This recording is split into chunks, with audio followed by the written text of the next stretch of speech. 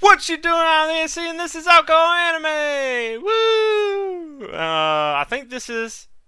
I meant to look it up before I started. I think this is the 30th episode of alcoholandanime. I'm pretty sure. I know I have said that it's been getting close or around that for the last. Man, I hope I'm not wrong. I should have just looked it up. But anyways, yeah. So this is alcoholandanime, and as you probably know, I am talking about two. It's one movie split in two parts because apparently everyone's wanting to do the whole bullshit Attack on Titan, blah blah blah. But it's the Seven Deadly Sins, Grudge of Edinburgh Parts 1 and 2, and together they equal one movie. Again, kind of just like what I just watched. Those two long sci-fi movies. That, anyways, this is much shorter. This is straight up because I'll get into all the details later, but each part is like about 50 minutes each. It's not even an hour. They couldn't even push it that. Anyway, so yeah, I'm doing that. It's one movie, two parts, in about a little over half a year. But this is alcohol and anime. Getting on to. Well, what else? I usually, of course, I'm going to talk about alcohol first, but I have an announcement kind of that goes into me watching this now at the time. But yeah, I'll have to say that first because it's why I chose what I drink. I decided I'm going to make this podcast monthly now instead of every other week just because life. I don't have as much time to watch movies and then record podcasts right after. I normally, at least these last few, I have to only have enough time to watch it and then I have to record the next day, which is what I had to do with this. But I also, I'm just rebranding everything, and I thought this would come out next week because I decided I'm going to release new episodes at the last Thursday of every month. Turns out October ends on a Wednesday, not a Thursday. So close, and then I was like, well, what's today? It's Tuesday, and the last Thursday is in a couple days. And I was like, I thought it'd be next week. Well, I don't have time to watch and record today, so I'll watch it today, record tomorrow. So here I am. But then I was like, oh, I'm lazy. I don't have time. I kind of have time. I could rush and go get something to drink because I don't really have anything that could fit. My bar is running pretty dry right now. So I was like, what do I got? And then I was like, I still have a little bit of the strawberry lemonade vodka, Svedka vodka. I used it for my last episode when I was making that weird mixes of two different drinks. And I still had like one glass left, and I was like, this kind of works. Like, I can make this work because the other thing I had to do for this is real quick trying to figure out what I could drink if I would even need to go out and get anything to drink is I'll re-listen to my previous episode that was about the other Seven Deadly Sins film I did that that one was a mess in itself too that I didn't really care for or want to watch, but I ended up watching twice. It's like Cursed by Light or whatever. Ooh, but yeah. So one, I listened at 2 times speed, and actually, I normally listen to podcasts at 2 times speed because people talk slow. And then I realized I always thought I talked really slow. Apparently, I talk a lot faster than people realize. And I went and listened to it, and at 2 times speed, I talk so fast, and it is so much better. Even myself, I'm like, speed it up. I actually sound like I know what I'm talking about. There's not as many pauses, I guess, or hesitations, or they're not as long. So I sound better, more entertaining. I apparently have more range, vocal, more expression in how I talk down. I realize because I always feel like I'm pretty monotone. I'm sure I am. But I'm not too bad. Anyways, I did that to see like I knew the main character, Tristan. He's the son of Meliodas and Elizabeth. And I was like, okay, well, I know for sure I paired a drink with Meliodas. last one because he's wrath, and the whole bit for last time was like a shot for every sin, a different shot, and I had vodka, some kind of 7 vodka or whatever. I don't know. Mainly because I was like, oh yeah, wrath, Russians are, and at the time I don't remember when I recorded that, but now everyone knows what's going on with Russia, and listen here, I'm talking about the government. Okay, let's see. There it is. I met plenty of Russian people, had some friends.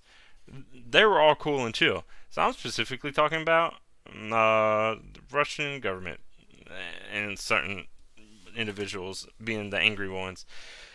Then I was like, well, I don't have anything for Elizabeth. Apparently, I just didn't decide to give Elizabeth a drink. I don't know why, or maybe I did later and I just didn't listen that long because, like I said, I was in a hurry to try to get this done as soon as possible.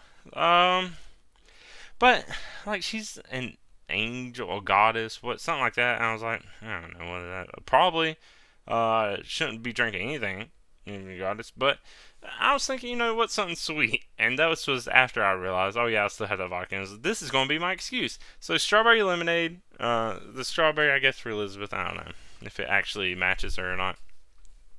And then vodka for Meliodas and Raph. And I was like, oh yeah, because Tristan's her son. This is a mix of that. Also, this is the only thing I have besides, like, they're not even mine, but I have some Irish cream and Jack Daniels things, which is what I'm actually drinking right now to record, because like I said, I only had one glass, and I drank that during the 2-part movie. And I also had these elderflower tonic waters, and I was like, I'll mix this into kind of floral, whatever. It's kind of also to just add on to my excuse for Elizabeth having a drink, I guess. And it was actually pretty good because the vodka by itself, not that great. Elderflower tonic water, actually pretty good. So it was a nice drink. Too bad I only had one. That's a shame. But now that I've actually watched the film, I could do. I just got distracted. It popped up in my head for Elizabeth. It was whipped cream vodka, just because the vodka is cream in her to make Tristan. Vodka being Meliodas and cream being obvious. It's so stupid. And just like, Angel Goddess have this whole white concept. I don't remember. I'm pretty sure I've had whipped cream vodka, and it just sounds terrible. But yeah, anything sweet, fruity, kind of light, I would feel like would match Elizabeth. Because I don't. Does she do anything really? I'm trying to think back the whole series. There's no moments for Elizabeth that stand out. The whole end of the series, I just was tired of and wanted to hurry up and end anyways. I kind of lost interest in it. But there's nothing really special to me about Elizabeth. So, but I do think the whipped cream vodka is funny. Oh man. But now watching seeing Tristan. Tristan, terrible character, so fucking annoying, just terrible. It's a shame. I guess he really does take after his mom a lot, because he's definitely not as cool as Meliodas. I was so tired of him by the end. So yeah, something just bad cheap vodka, I guess. You know what? Maybe not whipped cream, but no, yeah, whipped cream works. Tristan can be the whipped cream vodka. You can say sweet. I would say just deceivingly bad. It's supposed to seem good and sweet, but just like not worth it. No, maybe not bad, like evil kind of bad, but bad's like, yeah, not worth it. Not great. Which is a shame, but it's supposed to be the main character. Of course, I'll talk more about his little journey in this, in which he has some development, I guess. But the main character, who should have been the main character, so much more interesting, is Lancelot. Not Lancelot, just Lancelot. The son of Bon and... what's her name? His little fairy wifey. Not Diane. What's her name? Irina? What's I don't remember. Whatever King's sister's name is, Elaine. Yeah, I think that's it. Sure. Um. So yeah, their kid, and he kind of just looks like this goofy. He takes after King a lot more, which is King's his uncle, of course, but he just has like that weird little chubby fairy kind of form, which is kind of the opposite of King, because King kind of had like this more human-looking fairy form or weird transformation, and then his fairy form looked more fairy-ish. I don't know, it's weird, but yeah, Lancelot has this like kind of derpy, chubby looking fairy form, and then his like human form, because he is half human, whatever. Just looks like typical human. Definitely a lot better design than Tristan, because Tristan just also looks weird. It really, it's like, what if it was his mom, but what would be considered a boy kind of look? It's. I feel like I want to shit on Tristan a lot in this, but Lancelot could have a lot better of a drink. I'm trying to think of what it is. His dad. Oh, I guess it'll be a mix of his dad was greed. What did I say for? Oh, I should have looked that up. Well, I looked it up before I watched the film, and I didn't know anything about Lancelot. But I'm pretty sure I said tequila was greed, right? Tequila. And that's work. Tequila, not my favorite. It's fine. It has a, I guess you could say, rich flavor. It has a strong flavor, and it's rich. Uh, tequila. I don't want to say tequila sunrise. That's the first drink that pops in my head. What's his mom? Anything kind of fairy? She doesn't really have too much of a role in any of this. She eventually pops up towards the end of the series. So I don't really know too much of what drink would go with her, but definitely something tequila based with something a bit sweet. I guess. Well, limes aren't really sweet, but they definitely help. Maybe a tequila sunrise. That has a bit of reddish to it because of the grenadine, right? Huh? Yeah, and because it's definitely just a lot better than Tristan. Ooh, but yeah, something tequila with a bit of sweetness to trim it down just to represent his mom, but still strong. Yeah, I don't know too many tequila drinks because I drink tequila straight, which I feel like most people do. Wait, who mixes tequila? I don't know. I'm not going to drag on with shitting on people's tastes for tequila, but I usually drink it straight, so I don't need to do it. What, a tequila soda? I already did that for something, didn't I? Huh. I don't know. Yeah. So some kind of tequila Swedish drink. It's not Swedish, but sweetish. Yeah.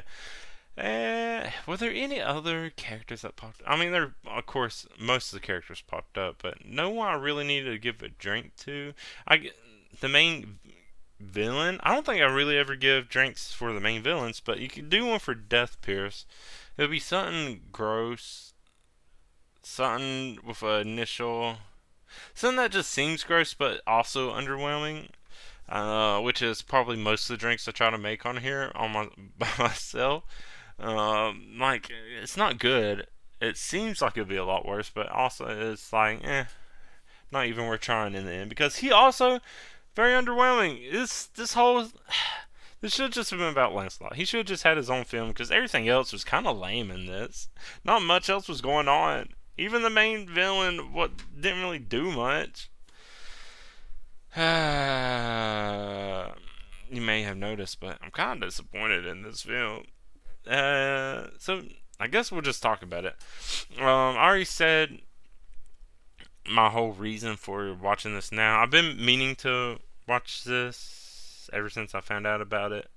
I didn't even know there was a first part until the second part was starting to come out, and then, like, typical, I just never got around to actually doing it, and hopefully that'll get better with me doing this once a month instead of trying to do it every other week, and hopefully stay consistent.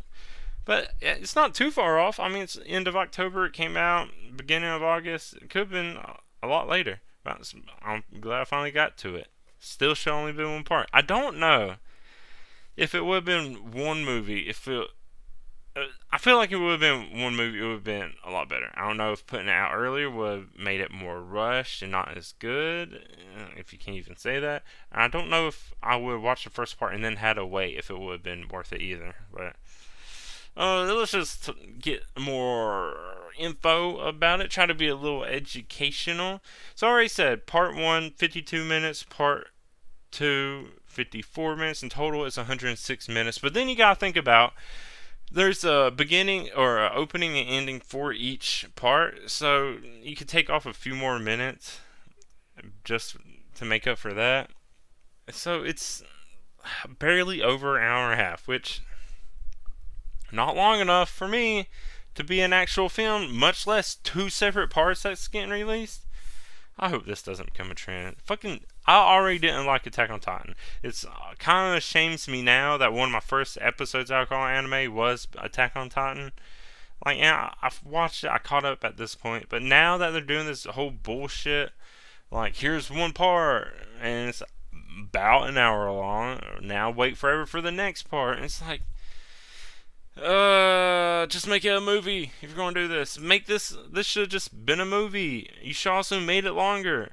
I think breaking it up into parts kind of tricks people into thinking it's not actually short. Because you think, oh, 2 almost hour-long parts seems really long. It almost seems like 2 hours. And then you're like, oh, wait. But it's not full hours. And putting them together, taking out that middle, that would be the ending and beginning in between the parts, barely an hour and a half. And this is something I bitch about so much, so if you listen to my other stuff, you probably just tired of it, and I don't even know if you agree. But it could have been longer, especially this. It felt very straightforward. Here's point A, now you're on your way to point B, but now you're already at point B. It was just that quick, and there's not much. There is character growth, but it's not like you see the growing. It's just he's this, and now at the end he's this. But so yeah, it's not super long. I think I already said when it came out. First part December 20th, 2022. Second part August 8th, 2023. So about almost 9-ish months. Yeah. So not even a full year. Came out on Netflix. I mean, I don't think you can blame Netflix. They're not. I wonder if Netflix was behind. They're not the production company. The production company is someone I never heard of at all. It's Alfred Imageworks and Marvy Jack. Don't know them at all. I'm assuming they're a company that specializes in CGA, CGI, because that's the style of this animation, and that's probably why I don't hear about them, because I don't like CGI typically, even though, admittedly, not the worst for this. Different than the animation I got used to with the rest of the series, but it's just not great. Just not yet. It could be, I guess. There's like an emptiness, and you don't see it as much. Like I said, as far as I've seen before, this one is probably the best use of CGI, CGA, whatever.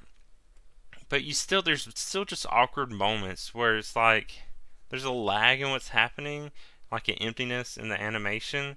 Like I don't know exactly. Like if it was a person in real life, it's like they just like had a second of just like freezing up, like a split second, and you might not even notice unless you were actively engaging with that person. It's kind of the same way with this. There's not that depth in the animation and art style and all that stuff. So I don't know. Maybe it's just me being picky. I'm not gonna say. Maybe it's because I realized the animation type right away and already became biased. But it's still better than any of the others I've seen. But I still prefer just like hand drawing. I'm sure that's a lot more work. But I don't know what this production company is. Producers are. But the story for this was written by Rentaro Ikeda, so not even the actual mangaka. And then the directors is Bob Shirahara and Noriyuki Abe. I don't know who they are either. I don't know what else they've done. Let's see. I mean, Noriyuki Abe, who's like the chief director, not not the main director. Wait, how's that work? He's like, I guess he's, oh yeah, chief director. But what's the difference between a director and a chief director? Because it definitely says Bob Shirahata is like the main director. Chief is like kind of his boss, not actually doing the work, but more supervisor role, I'll assume. I don't know, but he's done a lot of stuff. Nothing that really sticks out to me that I would watch, but Yu Yu Hakusho, but some Bleach things, all the series, Black Butler. Oh, the Baruto. Okay. Oh, he did the other Prisoner of the Sky, that Seven Deadly Sins film. Chief director on that. It doesn't say whatever light, Cursed by Light though. Interesting. So yeah, he did some stuff. Most of the stuff I actually never watched either. Besides Baruto and that other Seven Deadly Sins film. Yeah, nothing else here. I haven't seen Yu Yu Hakusho. Probably should at some points. Or Bleach. I haven't really watched that either. I'll catch a episode every now and then, like on Toonami or whatever, a long time ago. Ooh, but yeah, I can't find anything else about anyone else, about the writer, other director, production company. I don't know. So film takes place between the last episode of Seven Deadly Sins and its sequel series, Four Nights of the Apocalypse. There's a sequel series? Oh, that! Huh. That's the name of that? I've always seen it and I've never actually paid attention to what it is. Huh. Okay. When did this happen? It came out in English last year. Yeah, it always kept popping up. I guess I never paid attention to it. Wait, when does this take out? So there's a sequel series of Seven Deadly Sins, Four Nights of the Apocalypse. I'm not going to go into it here, but I'm definitely going to look at it more after I finish recording. So I guess you should too. There's this television series. It started. Wait, it started this month. What the fuck? How out of touch with news am I? I'm about to start that back up again, but what the fuck? I feel like I'm losing my otaku card. Oh, I'm ashamed of myself. Oh no.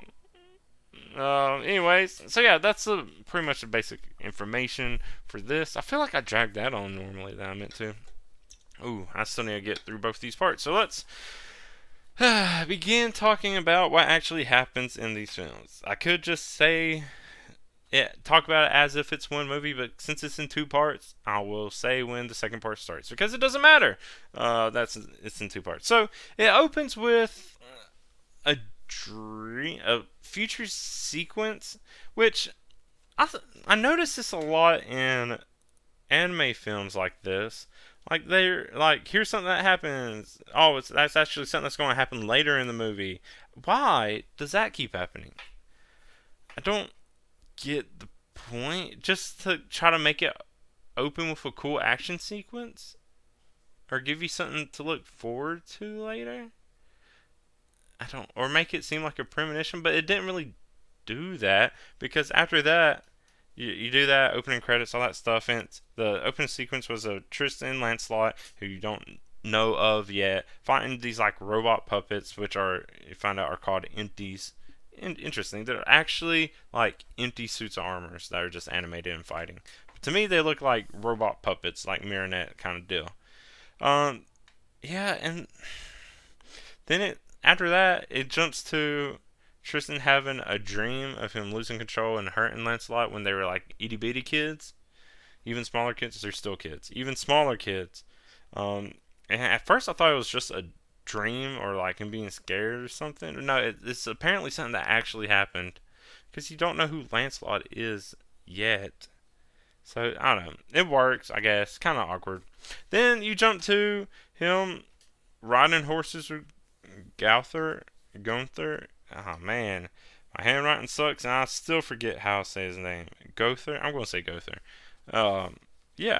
Apparently, somehow learned horseback riding from Gother. I don't remember in the series if that's something Gother actually ever specialized in or even ever did. I don't know, but I didn't even realize this until near the end. His Tristan's horse name is Escanor. I don't know if that's insulting or if there's something special about this horse. He has like unique eyes, I guess, but what the fuck? Why are you naming this horse Escanor? Escanor is such a badass, and I can say by the end of the film, horse does not do anything that is as cool as Escanor. So that is, I think it's supposed to be like to honor him, but honestly, it's not enough. Definitely not enough. Maybe if the horse did something awesome, at one point you think the horse might be flying. It's just Lancelot killing it. A horse does talk to King at one point a little bit, but that's more on King's side than the horse's. It does just like magically come out of nowhere. I guess at one part you think it's just disappeared, and then another part, Tristan calls for the horse, and it's just magically there. I guess it was just following along in the background. Anyways, horse name Escanor. Kind of. I don't know. I feel like I'm just shit on this movie too much. But man, Escanor, he was so cool. And just to name a kind of just okay horse after him doesn't seem like enough. But anyways, there's something happens. I don't know. Someone gets hurt. Tristan's still afraid of hurting people. At least has a handle on healing people. Which, thinking later on in the movie, he doesn't use his power really anymore. Does he heal anyone else? I don't think he does. So yeah. So he takes after mom's, afraid of his dad power. Awesome. But it's all focused on more on fighting, even though he doesn't really want to fight, because he has like a conversation with his mom about like pretty much how he doesn't want to fight. He would rather just help and heal people. And she's like, well, what if that's the only choice? And I guess he takes that point to heart because he pretty much just only fights the rest of the movie. Not really using his dad's power. He used like full counter or tries to, but I guess it's mainly more just like his mom's goddess techniques that he's mainly using. I don't know. But then cut to another scene. Robot, the empties. Now that I know what they're called, at time of notes I didn't. You see them in the forest capturing fairies and giants. We see Lancelot come and save some kids, and then he's kind of like escorting them. Then we cut again, see Death Piercer, already said, really lame. Kind of seems intimidating, like he's cool, because you kind of like see that he's like turned his like comrades or allies or whatever. It makes it seem like he turned them into this staff of chaos, and then he uses that to turn all his other captives, like giants and fairies, some demons, into a giant monster called Night. Yeah, I think that's what he calls it. Something like that. And we see later he had another one called Mage. Not the ones that we just saw. These are ones he already captured before. Because the other ones, at least one of the giants is the dad of one of the little girl giant. Who, fucking annoying. I gotta say, one of them is actually funny. Ends up instantly getting a crush on Tristan. That's kind of funny. The little giant girl, annoying and keeps revealing their hiding spot. Not sneaky at all. I know she's a giant, but you can at least shut the fuck up. Sorry, I know you're a child, but shut the fuck up. So yeah, and then we go back again and see that Elizabeth's been cursed. This mage, Death Pierce mage, is put in a curse. Tristan tries to help, which is the only other time we kind of see him do healing, and he kind of like goes and ends up seeing the mage, and for some reason instantly knows where they're at. Rods on Escanor and just heads out without telling anyone anything. Not what he saw, not where he's going or why. He just fucking bolts. And they're just, Gowther does put like a little tracking thing on him, but no one stops him. They're just like, okay, off you go. And how he knows where he's going, I don't know. It's just a gut feeling, intuition, instinct, who knows, because, spoiler, he does get there. But yeah, after this, Gowther sends messages to the rest of the gang, the ones still alive or present. We never see, of course, Escanor, the not horse, and Merlin. We never see, even though Merlin's mentioned. But we finally get to see the rest of the gang. Yay! We get to see King and Bond and Diane. Um,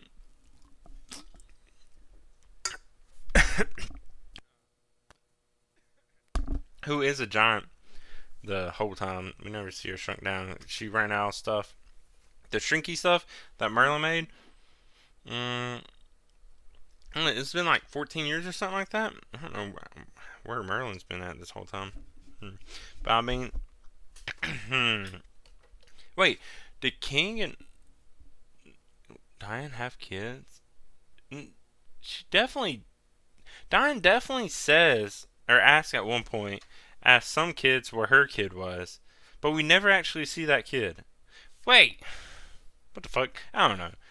This is why you don't rush movies. There's stuff just left out. Anyways, whatever. So, Tristan finally runs into Lancelot and the kids, kind of saves them, barely can fight, kind of sucks. Keeps trying to use full counter, doesn't really, like, is able to hit it off, but Lancelot ends up coming in more clutch at this point, anyways. But they figure out where they're supposed to be heading to Edinburgh, who at first I thought was a person. No, it's a place where, like, it was attacked by vampires 20 years ago. Now Death Pierce is using his hideout for trying to take over with humans. Then Tristan and I guess Lancelot, the kids are still coming. Don't really know. Lancelot was wanting to use them as bait and get captured. That's the one stupid thing Lancelot was doing. Even though he's strong enough that it might have actually worked, but he was wanting to just use himself and the kids as bait, get captured, and then just to get inside. Yeah, that plan probably wouldn't be very smart. But Tristan does recklessly attack an army of the empties, which is what the opening scene was. Finally back, and it's near the end of the first part. Like I said, not really worth it. No need for them to really do that. They could have just opened with that dream. That would have been something. That probably would have been a better opening, and it would have mattered a lot more. But they're able to kind of take him on enough. This whole time, Tristan's trying to hold back his dad's power, or like that demon power, I guess. Lancelot's kind of just fed up with it. But they're able to free those captors. They kind of help join, and they're like, "We'll come with you." And you're like, "No, you just got captured. You kind of fucking suck. Get your kids and go." And then they get on. So then they fight those two created. They fight two created monsters. Huh. Knight and what's the other one? I just realized I don't remember if it has a name or maybe those two were Mage and Knight, and then the other one, huh? Yeah, those two are attacked by Mage and Knight, and the one that puts the curse on Elizabeth, I have no idea. Just Priest? Is that it? I don't know. Sure. So Priest. And I mean, all of them are created, so it doesn't really matter at this point. And like it's a decently cool fight. Lancelot pretty easily beats the mage. Tries to use like dark smoky stuff to make it so he can't see or find him. Lancelot easily just figures it out. However, Tristan has a lot of trouble with Knight, and yeah, he's huge, but eventually they beat him. I don't even remember how they beat him at this point. Just sheer will. I know Tristan doesn't lose control yet, so I guess they just beat him to beat him. Wait, no. Oh, I remember. And it's how we first see Lancelot use his human form. I think he just like goes through him, like just like a spear, just goes through the. Yeah. So that part was kind of cool, decent. Tristan sucks. Lancelot's a lot cooler. And then that's the end of the first part. Now we're on the second part. Picks up right where it left off. Doesn't even seem like it's a separate movie. It literally just seems like it should have been the same movie that kept going. No need for a break. Just wasting time. Yeah. But, yeah. We see that King brought an ancient fairy elixir that helps Elizabeth a bit. Doesn't fully break the curse, but enough to where I guess she's not in like dire trouble or anything. And then we come back. There's a lot of cutting back and forth. A little bit of cutting back and forth just to keep up with Elizabeth. The rest of the group isn't really doing too much. Like, I have to at least go to Tristan and Lancelot. They're really leading this rescue effort. And this castle just sends out a whole nother, even larger army of these empties. And they're about to take it on, but then this is, like I mentioned earlier, part where Tristan gets Escanor and he magically appears, and then he thinks Escanor is flying, but it's actually just Lancelot flying and carrying him. And then, off in the distance, don't know why she didn't help any of the other time. This is just like, goes to show how unconcerning all this is. Like, we see Jericho, and the only reason I know it's Jericho is because the subtitles told me it's Jericho. Also, another little gripe before I forget, I guess I normally watch Seven Deadly Sins in English, and I have to admit it's not one of the worst English dubs, but this time I watch it subbed, which I guess I never did. Why yeah, Meliodas, why do they keep trying to give these, like, strong, like, characters, just, it's the Goku effect, like, these tiny little squeaky women voices, and, like, I guess there's nothing wrong with it, but it just makes no sense with the casting. Because I don't know, that's just another gripe I had. I never realized Meliodas' Japanese voice was that. I didn't like it. Almost on my own decided to watch it dubbed, and almost did. But I just powered through it because it was fine. Just because I needed to, and I didn't want to shame myself anymore. Anyways, yeah, Jericho's there on the sideline, doesn't do anything except for pretty much make like a giant ice bridge that they can go over to get to the castle while avoiding the rest of the empties. That's it. That's all she does. Man, not much is going on. So they get in the castle, immediately are confronted by Death Pierce.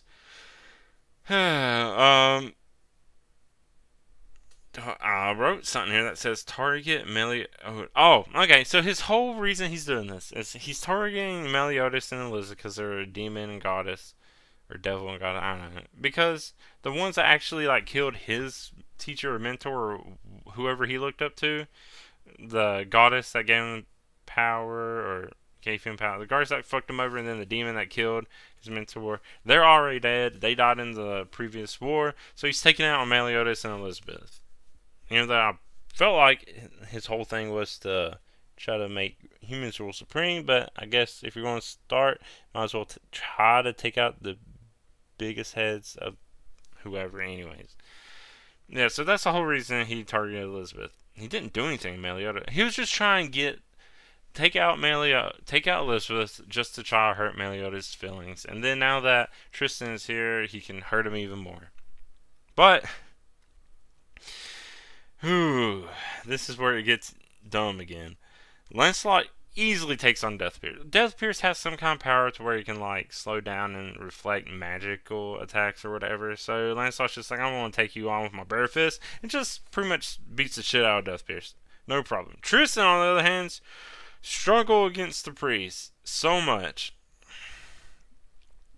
Yeah, and then this whole time Lancelot's just pretty much waiting for Tristan to use his dad's power to let himself lose control, and he does eventually lose control, but not quick enough because Lancelot is captured by the Chaos Staff, not transformed into anything because Tristan eventually does lose control. But man, Tristan being a little bitch just almost ruining everything. But he does take him out, not kill him. Just take him out, save Lancelot and the others who Death Piercer is about to turn into who knows what kind of other monster. And then, this is when, out of nowhere, Meliodas, Bond, and Gunther finally show up because Diane threw him. Yep, as a giant, just straight up threw him to where they needed to be. And then Meliodas shows off his full counter, and all of them easily take on all the empties, like no problem at all. When that's all done with, King brings Diane and Elizabeth. Elizabeth's all better because the priest is done, so he can't keep the curse. Nice. Everything's done. It seems over with. But then, Tristan Lancelot and Escanor. They're just chilling and talking like, hey, no big deal. You know, Lancelot early in the film got onto Tristan for like not finishing the job, and then this time Lancelot did the same thing, just chilling and talking. And of course, he's like super cocky and honestly has a right to be, but this gives Death Pierce time to also just chill and then be like, oh, I'm going nope on out here. Use his staff, creates portal, and then Tristan and Lancelot end up going through it. Escanor stays. Escanor tells King what's happening, and like the rest of the group doesn't really do much, doesn't really care. The priest, though, also not finished off like he should have been. Yeah, dumb. Tries to curse Elizabeth again, but this time Elizabeth is aware. He's not going to like get her twice, especially not like this, and like easily turns it back and just takes out the priest, which turns back into demons, and then they just leave, and that's it. Now we move into the final conflict, which is also another kind of cool part where even Lancelot finally struggles a bit. Death Pierce turns into this like giant yellowish, almost like a slug kind of. It kind of reminds me of the Ojama Yellow, but like bigger and grosser, like Ojama King, but if it was just only yellow. It's a Yu-Gi-Oh thing. If you know what I'm talking about, or you don't, and it just looks, it looks gross. But the staff kind of just fuses into him because, I guess that's the last bit. But then another little accessory added to it is like, who I assume you never get a clear look. At least I feel like I never did, of the goddess and the devil just like chained to him. But they're, and Lancelot points out later, they're not actually like those beings. They're just like pieces of skin that are shaped like them, but still this like monstrous Death Pierce thing gets joy out of like torturing them, even though technically he's just torturing himself because it's still part of him. I don't know, but eventually Lancelot has like a heart to heart with Tristan, or for Tristan's sake, not really heart to heart that really does anything for Lancelot. And just going back to like that time when they were kids, and Lancelot, even though he got hurt, he was still wanting to go. It was like the adults and Tristan not wanting to fight anymore, and it pissed him off because it was like Tristan saying like he's too strong for Lancelot, and Lancelot just wanted to keep fighting. So Lancelot told him, if you go out all out, I'll stop you, because I'll pretty much just prove he's stronger than him.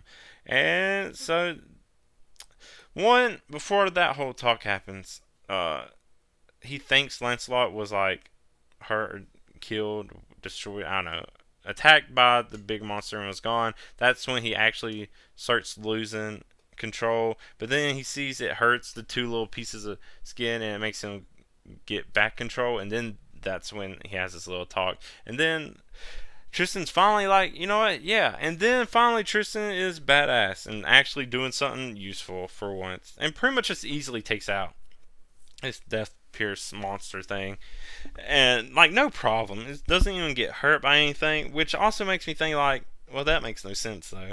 How maybe Lancelot could have taken out by himself and just was waiting for the moment to get Tristan to finally unleash, because after Tristan takes him out, Lancelot keeps his problems. But of course Lancelot doesn't have to like beat him. He just has to restrain him or beat him up enough to get his senses back. So maybe that's it. But he does it, and then Tristan's finally done, and I guess everything is okay, because that's it. I think they're all transported back. I don't know what space they actually went to though. It seemed like another world or something, but maybe it's just like some kind of space or domain that Death Pierce created with the staff that they were temporarily in, because he's beat. Lancelot destroyed the staff. What happened to what happened to Death Pierce at the end?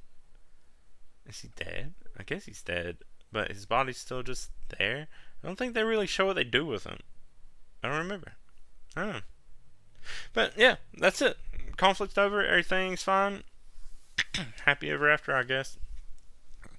We do see Lancelot runs away before his dad can say anything to him, and he just runs off. And then you kind of see Jericho again at a distance, and like Bond's just like, yeah, keep watching over him for me. And then you see Jericho's like, well, guess I'm stuck babysitting still. And then the rest of everybody else just kind of goes home. That's it. Like, no big deal. It's such a lackluster ending. They're just like, here you go. We're done. We beat everyone. That's it. Now, I'm trying to think. Did anything actually? I really don't think anything happened. Like, maybe some like, oh, good jobs or whatever. But I really think it just kind of ends on that part with the story.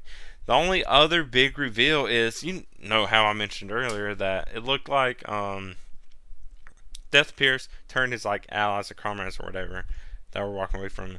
That it looked like he turned them into the staff, but that's not actually what happened. He was mad and upset and looked like he was about to do something, but then out of the shadow, who is to appear but the staff, held by Arthur?